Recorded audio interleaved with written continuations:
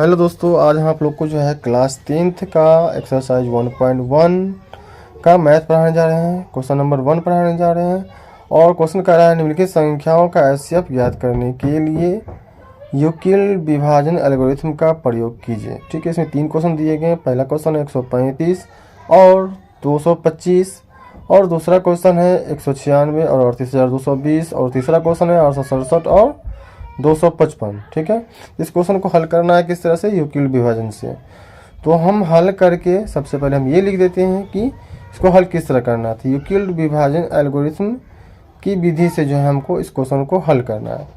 ठीक है, तो क्वेश्चन हमारा क्या है 135 और 225 और हल करना है यूक्लिड विभाजन एल्गोरिथम से। ठीक है, तो यूक्लिड विभाजन एल्गोरिथम का क्या रूल आपको पता है? अगर नहीं पता है तो आप इस वीडियो के माध्यम से आप इस रूल को बढ़िया से याद कर लीजिएगा, जिससे कि आपको आगे कोई परेशानी नहीं होगी। ठीक है, तो इसका रूल जो होता है क्या होता है पता है?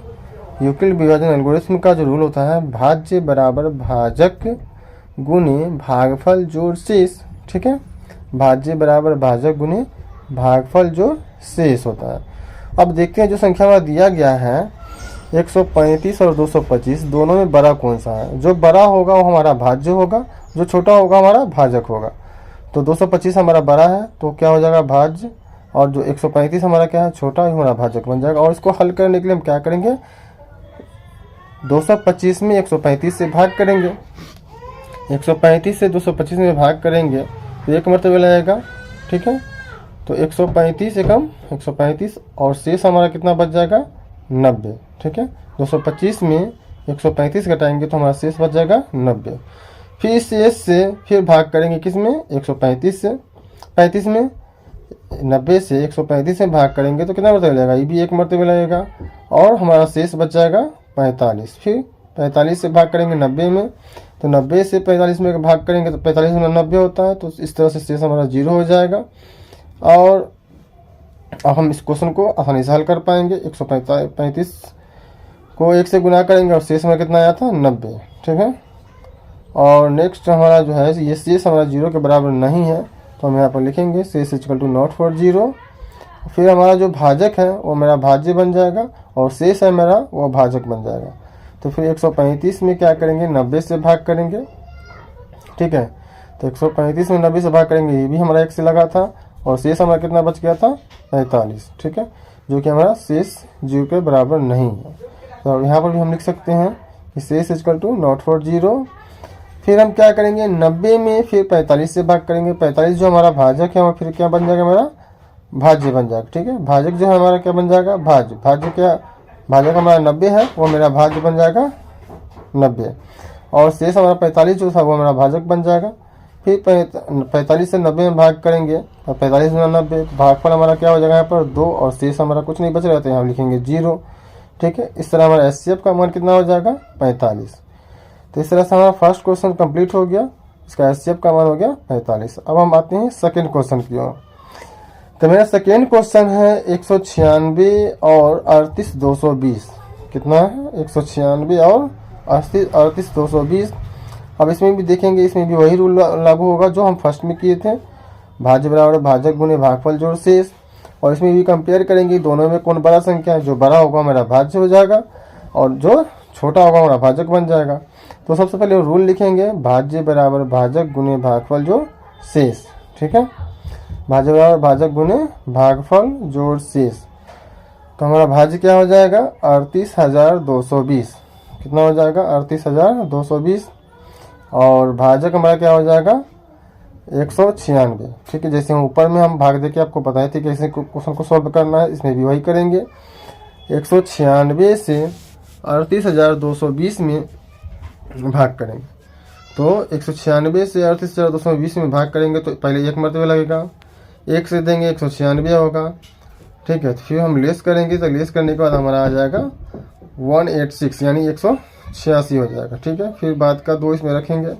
फिर 196 में 9 से डिवाइड करेंगे, सॉरी मल्टीप्लाई करेंगे।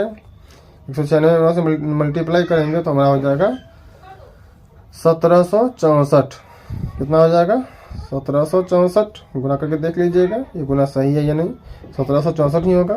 फिर इसको इस तरह से लेस करेंगे तो हमारा आ जाएगा 98 और फिर जो बाद में ऊपर में जो बच गया 0 उसको इसके साथ उतार देंगे तो हमारा हो जाएगा 980। कितना हो जाएगा 980। लेस करने के बाद हमारा जो शेष बच रहा है वो कितना हो जाएगा 980। फिर हम 196 में कितना से गुना करेंगे जो हमारा 980 आएगा। ठीक है, तो हम 5 से गुना करेंगे तो 980 हो जाएगा। 196 को 5 से गुना करेंगे तो 980 हो जाएगा और इस तरह से हमारा शेष क्या बचेगा 0। अब हम क्या देख रहे हैं कि 196 को 195 से गुना किए और शेष हमारा कितना आया 0। तो हमारा इस तरह से एचसीएफ का मान कितना हो जाएगा 196। यानी एक क्वेश्चन नंबर 2 का जो आंसर हो जाएगा 196 होगा। इस तरह से क्वेश्चन नंबर 2 कंप्लीट हो गया। अब आते हैं क्वेश्चन नंबर 3 की ओर। तो क्वेश्चन नंबर 3 क्या कह रहा है, क्वेश्चन है 867 और 255। अब इसमें देखें बड़ा कौन सा है, 867 बड़ा है, तो 867 बड़ा है तो भाज्य मेरा बन जाएगा 867 और भाजक मेरा बन जाएगा 255। पहले रूल लिखेंगे, भाज्य बराबर भाजक गुने भागफल जोड़ शेष। ठीक है, क्वेश्चन को अच्छी तरह से समझ के बनाइए। नहीं समझ में आ रहा हो तो कमेंट जरूर कीजिएगा क्या प्रॉब्लम हुई, तो फिर हम और भी बेटर तरीके से पढ़ाने का कोशिश करेंगे। ठीक है, तो इस तरह से हमारा भाज्य क्या बन जाएगा 867 और भाजक बन जाएगा हमारा 255। ठीक है, अब इसमें भी वही करेंगे जो फर्स्ट और सेकंड में भाग देके किए थे आपको। तो 867 में हम क्या करेंगे 255 से डिवाइड करेंगे। तो 867 में 255 से डिवाइड करेंगे तो सबसे पहले 3 से लग जाएगा हमारा, है ना। तो 3 से गुना करेंगे 255 को 3 से गुना करेंगे तो हो जाएगा हमारा 765। कितना आ जाएगा 765 आ जाएगा। और शेष हमारा जो है इसको घटाने के बाद हमारा 102 आ जाएगा। कितना आ जाएगा 102। फिर 102 से क्या करेंगे 255 में डिवाइड करेंगे तो ये हमारा 2 मरतबे लग जाएगा। तो 102 दूना 204 होता है। फिर 255 में 204 घटा देंगे तो हमारा शेष कितना आ जाएगा 51। कितना आ जाएगा 51। और फिर 51 से क्या करेंगे फिर 102 में डिवाइड करेंगे। 51 से फिर 102 में डिवाइड करेंगे तो ये भी हमारा 2 मरतबे लग जाएगा। 51 दूना 102। तो इस तरह हमारा शेष क्या हो जाएगा 0। अब इसी को मान को हम यहाँ पर आसानी से रख सकते हैं कि भागफल हमारा 3 और शेष हमारा कितना बच गया था 102। फिर यहाँ लिखेंगे शेष इक्वल टू नॉट फॉर 0। ठीक है, और फिर मेरा भाजक जो है फिर भाज्य बन जाएगा और शेष हमारा भाजक बन जाएगा। तो 255 हमारा क्या बन जाएगा भाज्य और शेष हमारा जो 102 आया था वो मेरा बन जाएगा भाजक। फिर 102 से कितना मरतबे दिए थे भाग, तो 2 मरतबे, तो 2 मरतबे लगा था तो 204 आया था और शेष हमारा 51 आया था, है ना। तो फिर हमारा शेष 0 के बराबर नहीं है तो यहाँ पर भी लिखेंगे शेष इक्वल टू नॉट फॉर 0। फिर मेरा जो भाजक है फिर भाज्य बन जाएगा और शेष है वो भाजक बन जाएगा। फिर 51 दूना 102, यहाँ पूरा कट जा रहा है और यहाँ शेष हमारा 0 आ रहा है। हमको इससे पहले ही बताएं कि जब तक एचसीएफ का मान 0 ना हो शेष तब तक हम एचसीएफ का मान निकालते रहते हैं। ठीक है, तो इस तरह से क्वेश्चन नंबर 3 का जो आंसर होगा हमारा एचसीएफ वो हो जाएगा 51। ठीक है, तो इस तरह से क्वेश्चन नंबर 3 एक का जो तीसरा क्वेश्चन कंप्लीट हो गया है। इस तरह से इस चैनल पर नए हो तो लाइक और कमेंट जरूर करना। Thank you very much.